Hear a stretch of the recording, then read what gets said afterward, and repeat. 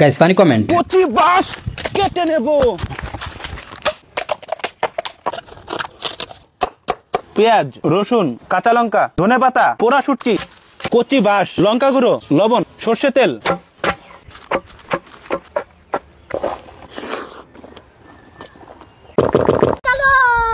পাগল চুদা।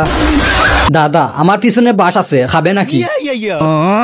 আমি আর বাঁশ মাখা খাই না, কারণ আমার পুদে সারাক্ষণ বাঁশ গুজা থাকে। তুমি এমন ভাবে এলে যেন বাঁশটা কারো পিছনে দিবে, কচি বাঁশ কেটে নেব। তারপর কারো পিছনে ভরে দিব। বাঁশ তো অনেক খাইলাম, শুধু এই বাঁশটা খাওয়া বাকি ছিল। এই মালটা সুযোগ পেলে পায়খানার রেসিপি বানিয়ে খেয়ে নিবে, হরমোনে গাছতে থাকলে যা হয় আর কি বলবো, যাই হোক। ভাই গুও খাবে নাকি? আমার কাছে স্টক আছে।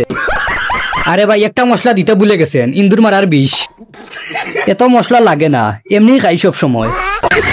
একে বলে বাঁশ খাওয়া। আমরা এতদিন তাহলে ভুল জায়গা দিয়ে বাঁশ খেতাম।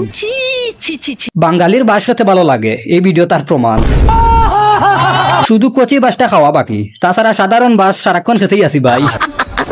আমরাও বাঁশ খাই, কিন্তু অন্যরকম ভাবে।